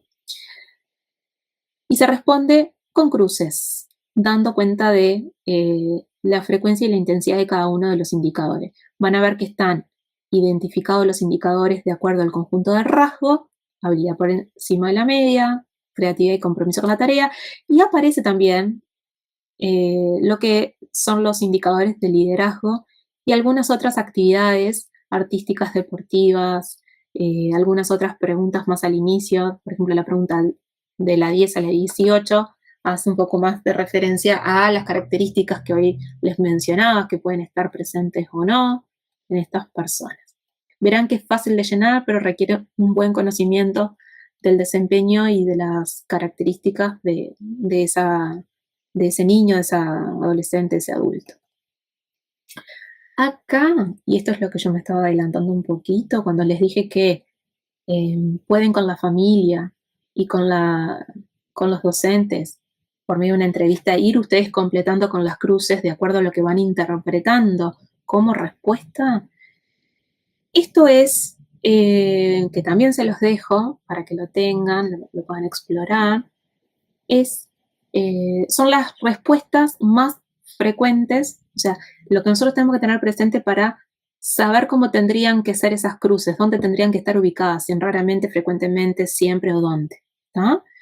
También, estas respuestas más frecuentes son para educación inicial, después hay para primaria me refiero de cuarto de primaria a sexto de primaria, para el liceo y también para adultos. ¿tá? Entonces ustedes ven cómo la gran mayoría de las respuestas tendrían que caer en el intervalo de frecuencia en frecuentemente o siempre. ¿tá? Para habilidad por encima de la media, tiene buena memoria, percibe con facilidad las relaciones entre las partes y el todo, aprende más rápido que sus compañeros, tiene mucha información sobre temas de sus intereses. Todos esos indicadores que hacen a la habilidad por encima de la media tienen que estar o tienen que ser, tienen que manifestarse de manera frecuente o siempre. Puede pasar que se responda a veces. Bueno, ahí hay que indagar un poquito más. ¿Por qué a veces? ¿Qué percepción tiene la familia, el docente, o qué mirada tiene subjetiva ese niño, ese adolescente, ese adulto que dice a veces? ¿Qué es lo que está interfiriendo para que pueda realmente decir que es frecuentemente siempre o que no, efectivamente es a veces? Entonces ahí hay que indagar un poquito más. Acá hay otro fragmento de lo que viene a ser las respuestas frecuentes que uno tiene que tener presente para poder interpretar el instrumento. ¿sí?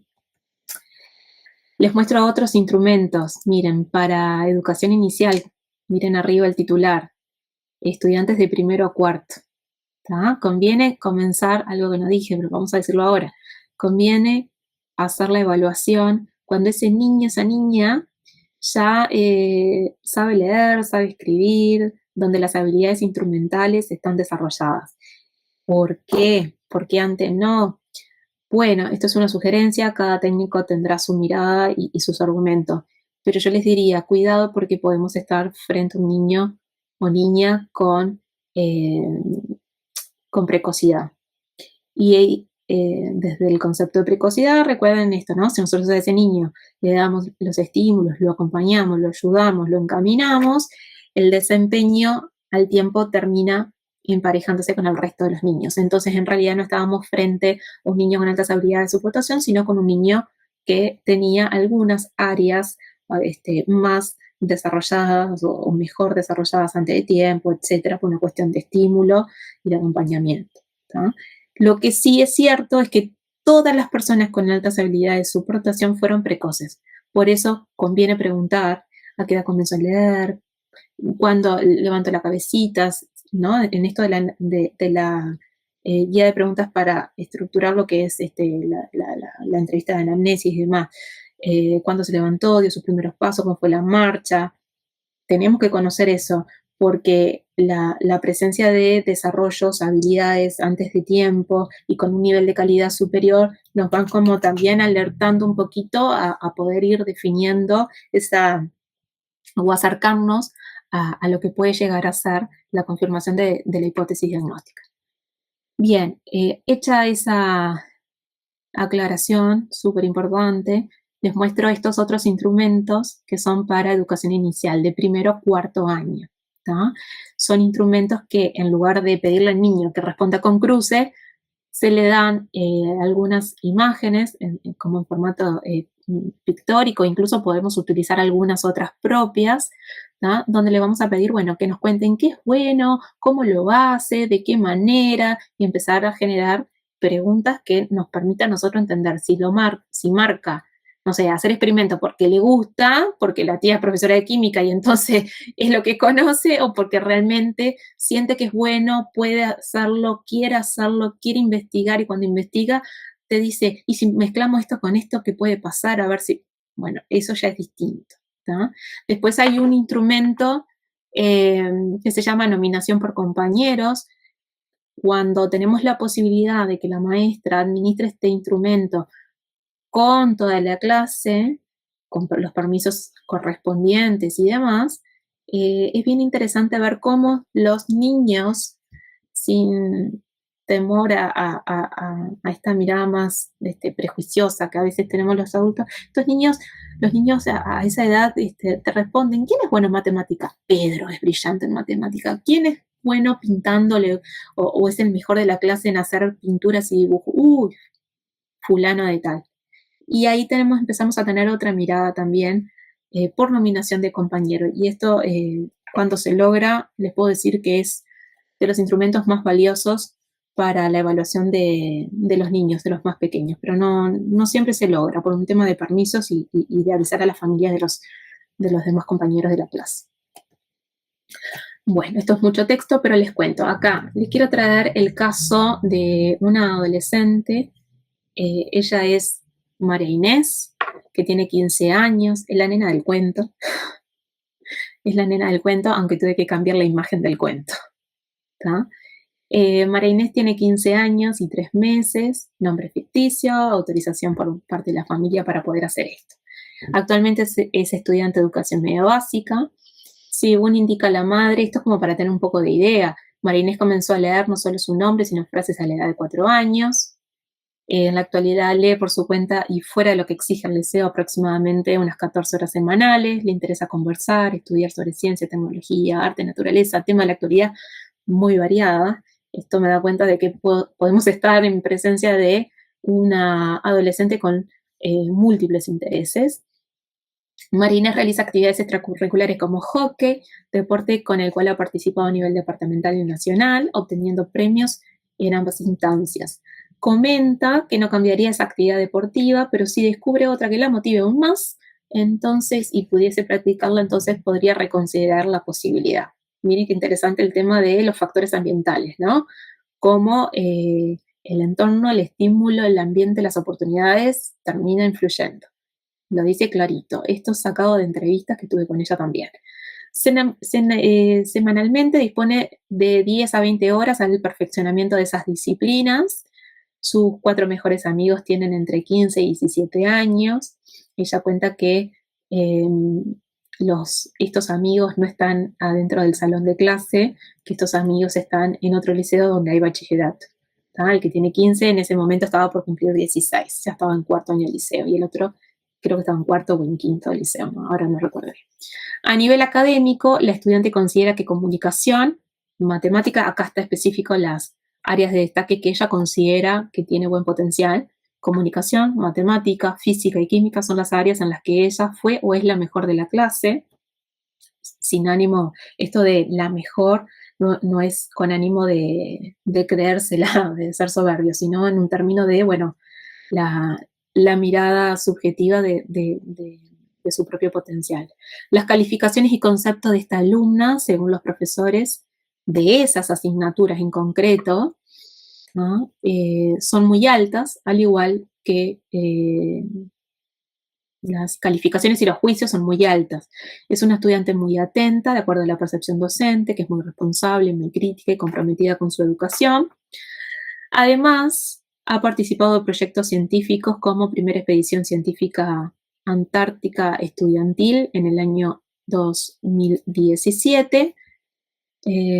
Ahora les cuento por qué las fechas. Y en el Campamento Científico de Bayer-Kimlu en 2018, obteniendo diferentes reconocimientos por parte de lo que hoy es la Dirección General de Educación Secundaria y del MEC. Actualmente participa de las Olimpiadas Uruguayas de Química en su instancia departamental y nacional, y al presente está trabajando en actividades de investigación de forma extracurricular junto a otros compañeros. Bueno, esta adolescente, que es la del cuento, fue uno de mis primeros desafíos, ¿no? Uno de mis primeros desafíos que tuve que no solo reconocer, primero tuve que verla, hacer frente a lo que estaba viendo, solicitar entrevista con la familia para poder identificarla, porque resulta que estaba en mi salón de clase, entonces yo no podía ser la profesora y además quien la evaluaba. Tuve que correrme de todo ese proceso y evaluarlo un año después, pero mientras tanto recoger evidencias que me permitiesen afinar lo que va a ser el perfil de María Inés, ¿ah? Por eso las fechas de 2017, 2018, ¿sí? Esto fue un proceso que inició en el año 2016, si yo no me estoy equivocando, ¿no? Ahora después les puedo contar dónde está María Inés en el momento actual. Mariana, simplemente avisarte que estamos a menos 20, termina a las 2. ¿Ah?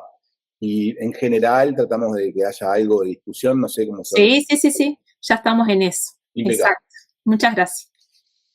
Algunos datos que me parecen relevantes. Ella, cuando empezamos la evaluación, me decía, no me reconozco como una persona con altas habilidades, aunque por momento haya personas que así lo crean. Bueno, ese testimonio que traigo muestra los estereotipos, los colectivos especiales, las barreras externas, colectivos especiales, y esta mirada de este mito de que las altas habilidades de soportación surgen como de algo más ambiental, ¿no? Después me dice, bueno, me interesa un montón de temas, enumerarlos todos sería prácticamente imposible, creo que todos estos temas son contemplados en clases, pero el problema está en cómo.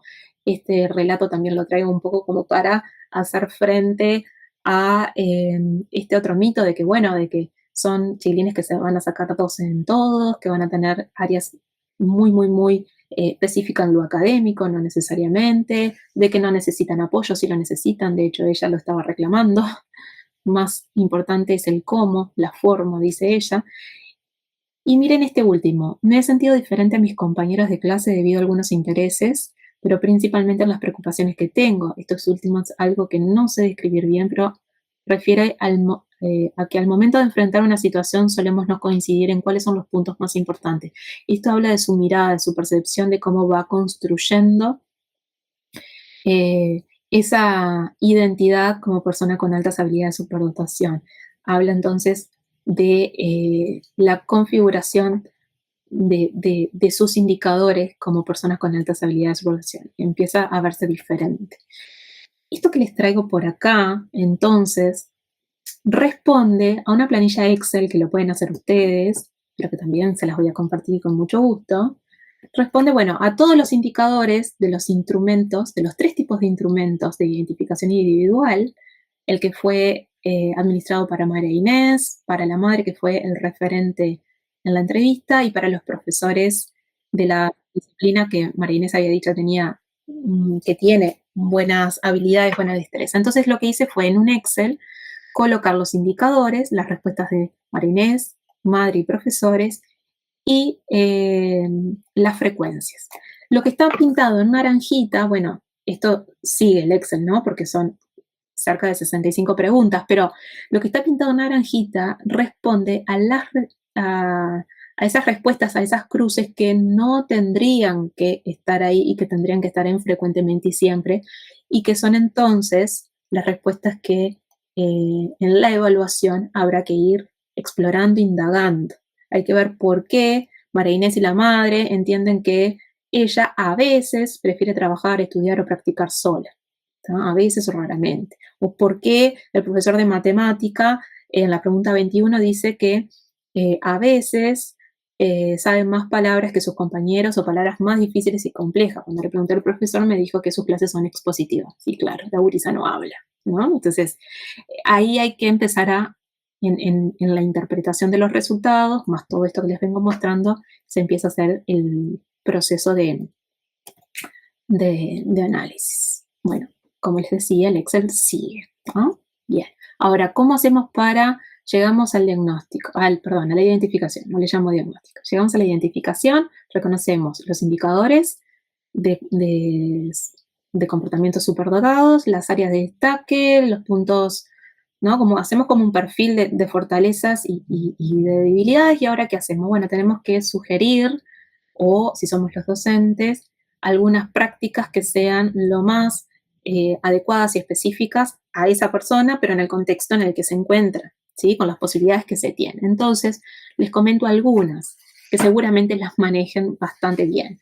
Enriquecimiento curricular o aceleración. El enriquecimiento curricular hay de varios tipos, pero básicamente el concepto de enriquecimiento curricular, tanto sea intracurricular como extracurricular, responde a aumentar y profundizar los temas, por ende, objetivos, evaluaciones, metodologías, tiempo, etc. ¿De qué manera se puede hacer eso? Mediante compactación curricular, mediante proyectos de investigación o estudios específicos que sean como independientes llevados a cabo por el estudiante, generando estaciones de aprendizaje que tengan una lógica, enmarcada en lo que se esté trabajando, mediante monitorías, clubes de ciencia, clubes de lectura, que serían más o menos como los clusters, por medios de aprendizaje por proyecto. La aceleración, en cambio, no es sinónimo de pasar de grado. Esa puede ser una posibilidad, pero de hecho, si bien yo les dejo acá algunas, hay documentadas 18 tipos de aceleraciones. Una aceleración que funciona muy bien, al igual que el enriquecimiento curricular, es la compactación curricular. ¿Por qué? Porque tanto permite ampliar y profundizar como disminuir los tiempos de estudio, de aprendizaje, ¿no? Pero después podemos hablar de admisión temprana, salto de grado, el bachillerato internacional, que es algo que acá en Uruguay también se maneja. No sé si de la manera que está prevista como aceleración, pero bueno, es una posibilidad, el multigrado, como en las escuelas rurales, etc. Acá les dejo algunas ideas para enriquecimiento curricular, desde investigaciones que puedan ser bibliográficas, de campo, experiencia, tutorías con pares o con profesores o estudiantes universitarios, generar tareas diferenciadas siempre y cuando el estudiante quiera. No es sinónimo tarea diferenciada de darle más, sino hay que preguntarle primero si quiere más, y si no quiere más, profundizar sobre la misma temática, ¿tá? Y las monitorías. Con las monitorías yo diría que hay que tener cuidado, porque la monitoría implica que un estudiante con altas habilidades de soportación sea monitor de otros. Eso está bueno, pero llega un momento que puede ser agotador para esa persona, porque el vínculo puede no aportarle un nivel de desafío y de exigencia que realmente sienta que está haciendo algo para sí mismo también, ¿no? A nivel vincular es muy bueno, pero hay que tener cuidado. Bueno, en fin, este es un libro que después haremos algo, Nicolás, si estás de acuerdo. Sí, ¿qué decís del libro, Mariana? Ah, ok. ¿Sí? ¿Sabes la idea? Pero, ¿de quién es este libro? Este libro lo escribimos, la coordinadora fue Susana Pérez Barrera, que es mi líder del grupo de investigación, y lo escribimos varias investigadoras de Uruguay, Argentina, Brasil, Chile, Estados Unidos y Arabia Saudita, o sea que es un libro uruguayo, el tercer libro uruguayo que hay en altas habilidades y que está escrito en 3 idiomas. Excelente, felicitaciones. Gracias. Y nada, la idea, bueno, ahora te cuento la idea. Y bueno, nada, acá comentarles que... Acá Bedelía me dice que se sortea el libro en estos días, que va a salir con la información de redes después de la TNE con la grabación de la charla, ¿está? Exactamente eso, bien, bien. Eso mismo. Y nada, acá comentarles que en la presentación, que con gusto se las dejo, también van a tener un enlace a este sitio web, que es el centro de investigación que nosotros tenemos, pero más que por el centro en sí mismo, porque ahí nosotros tenemos una biblioteca, un repositorio de mucho material, de resultados de investigación, de tesis, de libros, etcétera, o sea, como biblioteca para que puedan usar, ¿no? Y bueno, y eso, gracias y abierta a preguntas, y me disculpo por el atraso del tiempo, pero me apasiona mucho. Ana Cecilia, no hubo un atraso. Muchas gracias a ti por tan profunda presentación y cubriendo todas las etapas y aspectos necesarios para comprender esta dimensión del desarrollo de los niños. Así que muchas gracias a ti. Tenemos unos minutos, no demasiados, 12 minutos, porque somos puntuales en general. Gracias a los corazones por ahí. Acá hacen una pregunta específica. La presentación, Ana Cecilia, en unos días va a estar disponible en la web del Centro 1, ¿tá? En una web muy específica que te copio ya en el chat. Está ya en el chat, pero es esta que acabo de enviar, ¿tá? Tenemos siempre las charlas quedan disponibles de forma gratuita para que el conocimiento se esparza. Eso es uno de los fines de la institución.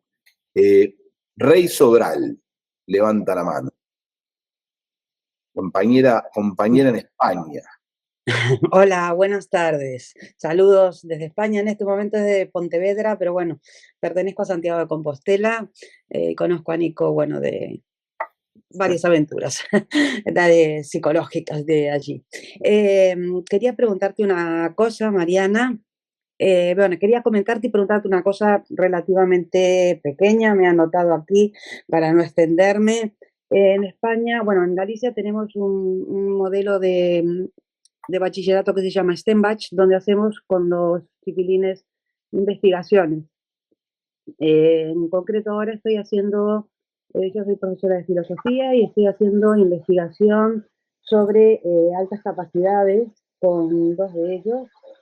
Estamos con el modelo de Renzulli, precisamente, entonces, bueno, estuve escuchando atentísimamente todo. Y lo que estamos haciendo es, en concreto, vamos a hacer una valoración académica y socioemocional de jóvenes entre 18 y 23 años por el tema de protección de datos, no ir a menores de edad. Respecto a su paso, ¿qué opinan ellos de su paso por la enseñanza preuniversitaria teniendo altas capacidades, ¿no? Pensamos que puede ser un trabajo muy interesante, muy bonito. Lo vamos a hacer con entrevista semiestructurada. Esa va a ser la metodología y, bueno, investigación inductiva y, por supuesto, cualitativa, ¿no? Y quería saber si me puedes dar algún consejito. Qué lindo, Rey, lo que van a hacer. Ya quiero leer los resultados. Es bien interesante. Mira, yo lo que ahora te puedo aportar es lo siguiente. Con los adolescentes o estos adultos en este primer camino a la vida adulta, tener en cuenta que las mujeres no se manifiestan de la misma manera que los hombres. En Chile está María Paz Gómez, que trabaja mucho sobre mujeres. Te puedo pasar su contacto por si te interesa, porque es muy importante hacer la distinción entre la manifestación del potencial en mujeres y en hombres. Primero porque, y en Estados Unidos está Sally Race, que estudia sobre mujeres también. ¿Por qué? Porque las mujeres presentan una serie de barreras internas y externas, muy rápido lo dije hoy, pero que responde justamente al género, al concepto de inteligencia que fue asociado durante larga data.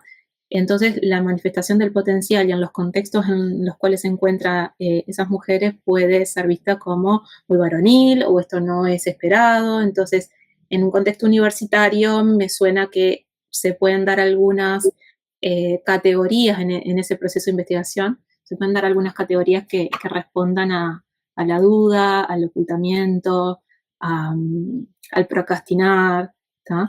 Después lo otro que me parece importante es el tema del perfeccionismo.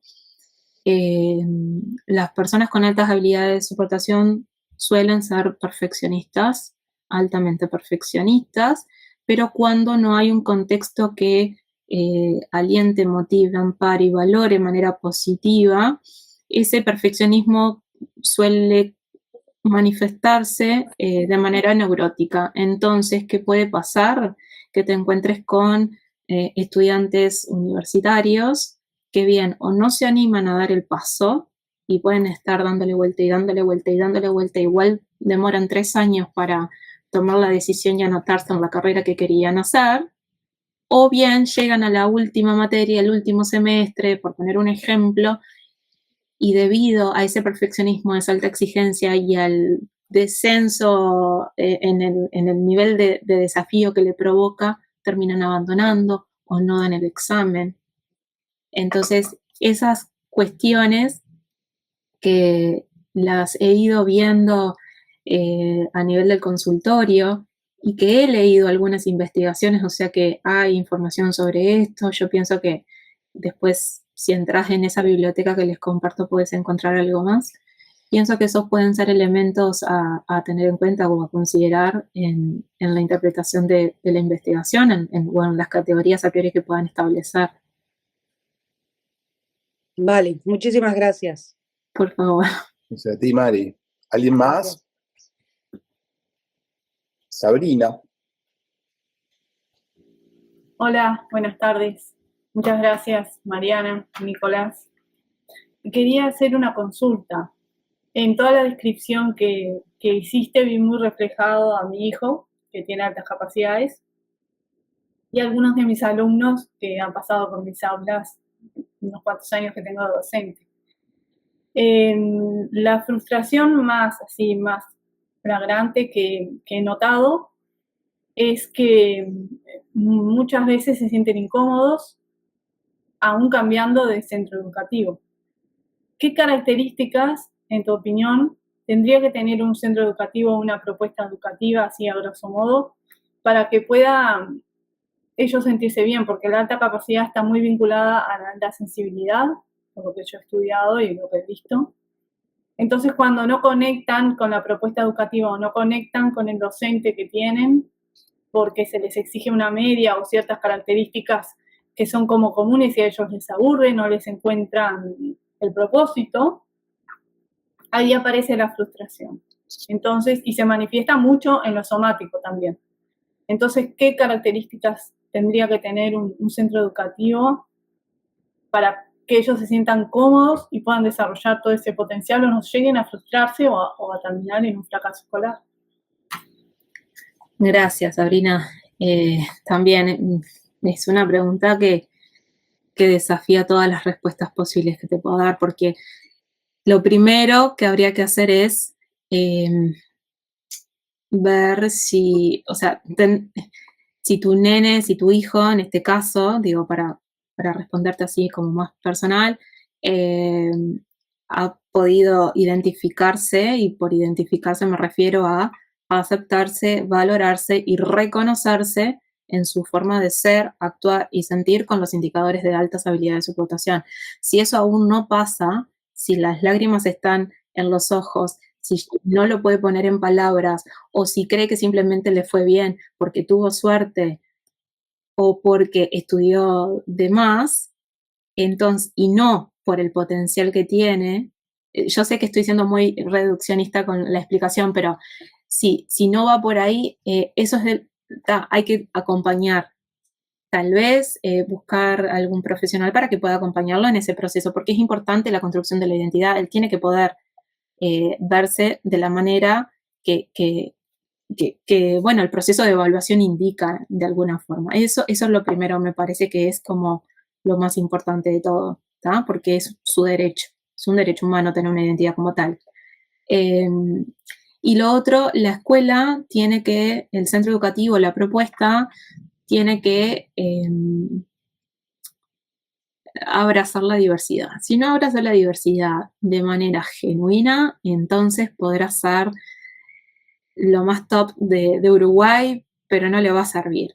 Porque abrazar la diversidad de manera genuina significa que vos vas a poder ir como mamá a presentar el informe, tener una entrevista, contar, y ellos van a estar dispuestos a animarse a ver lo que vos le estás contando y están leyendo en el día a día. Y si algo no sucede así, van a poder animarse a pensar y a tomar decisiones sobre, bueno, qué se puede proponer.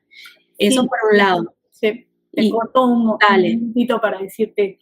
Él es chico, tiene 10 años, pero no solo él, he visto muchos alumnos en la misma situación. Y en el caso de él que vos planteabas, él sabe poner en palabras muy bien cómo es él, cómo se siente y todo. Pero pasa mucho, por lo menos en mi experiencia y la experiencia de otras madres que he conversado que tienen niños con una detección de altas capacidades, que hay una negación, lo que vos decías al principio.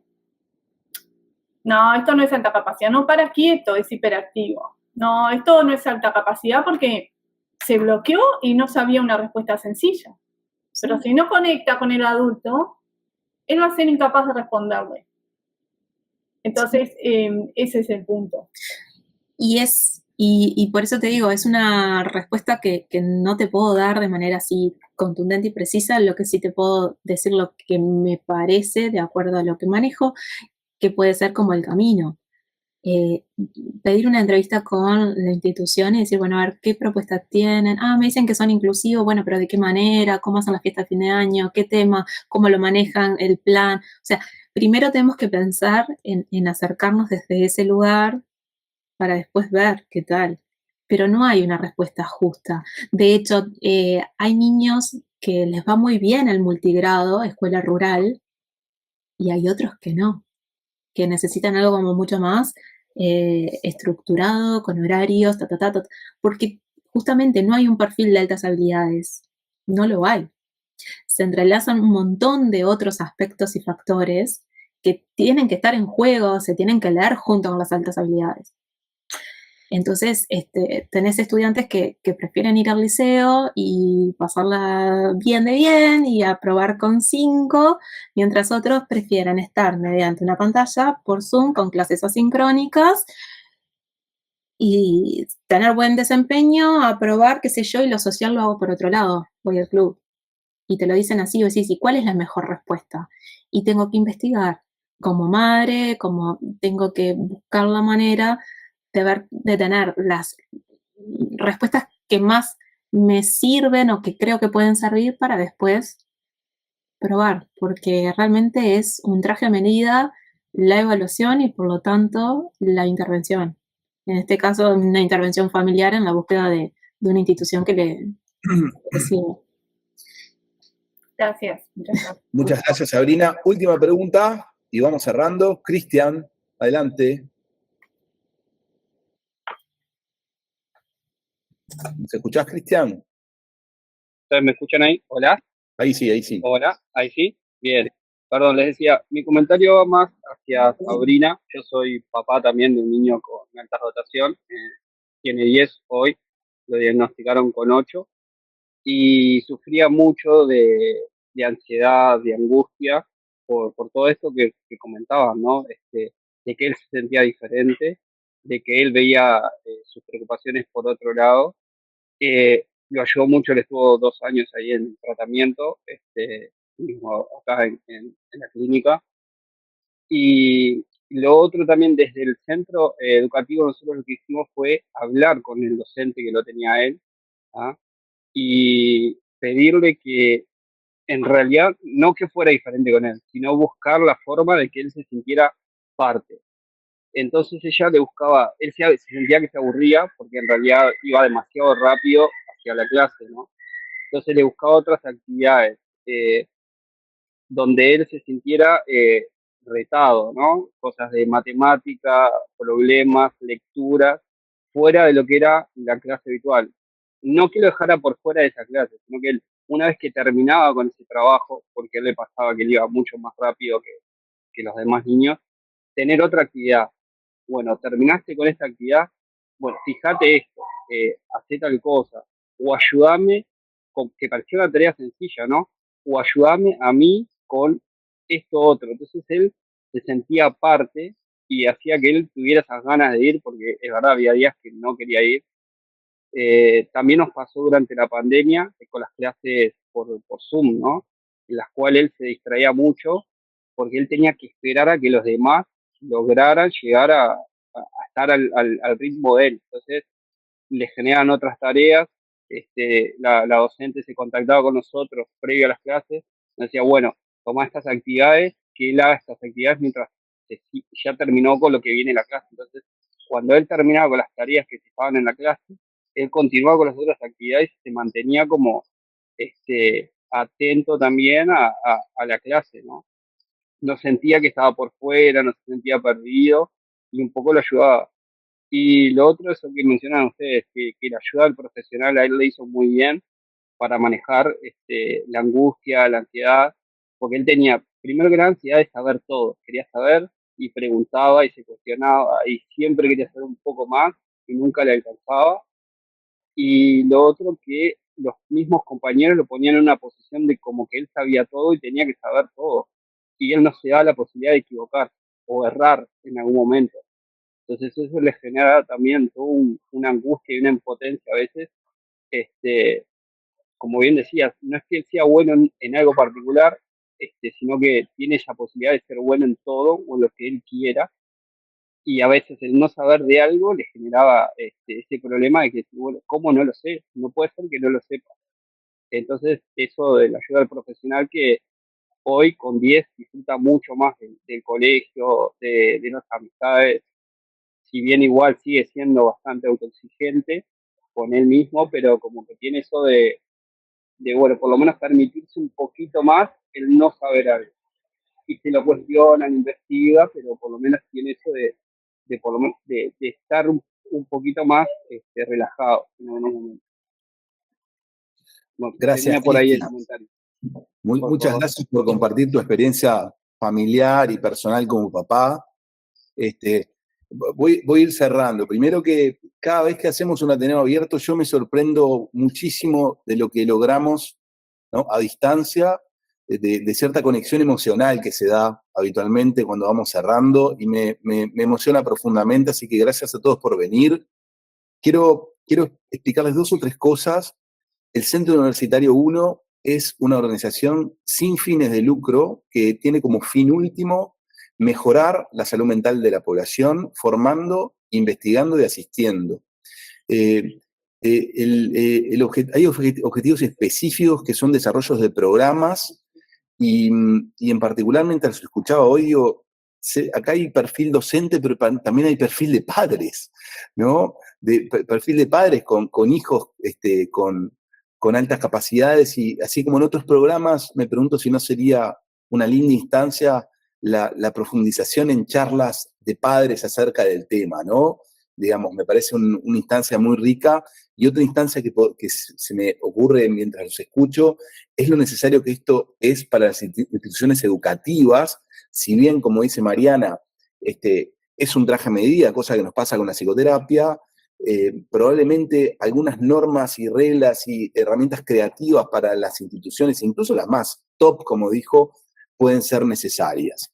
Así que, bueno, esas 2 asociaciones. Quiero terminar diciendo y agradeciendo especialmente a todos por haber participado. Yo pienso que nos llevamos herramientas, reflexiones, la necesidad de seguir pensando en cómo acompañar, ¿no?, a quienes presentan altas habilidades o superdotación, y con una perspectiva traída por Mariana hoy, inclusiva y yo diría comprometida, ¿no? Agradezco especialmente a Mariana por compartir su conocimiento de manera tan clara y accesible, ayudándonos a comprender mejor esta realidad que, aunque compleja, es un desafío ineludible como padres, como educadores, como profesionales en cada uno de nuestros lugares. Espero realmente que lo trabajado hoy sea un punto de partida para seguir construyendo prácticas más conscientes y efectivas en nuestras diferentes áreas de acción. Les repito que va a estar lo que charlamos hoy disponible en la página web que copié en el chat, con el PDF para bajarse, que se va a sortear el libro, que están las formaciones, y que el Centro 1 es una institución abierta a la escucha de todos los actores para que entre todos hagamos de esto que tenemos todos algo mejor para el país, ¿ok? Así que saludos a todos. Muchas gracias por venir. Muchas gracias. Y buen fin de semana. Buen fin de. Gracias. Gracias. Chao. Chao, buen fin de. Gracias. Mari, Chao. Sí. Y muchas gracias por todo.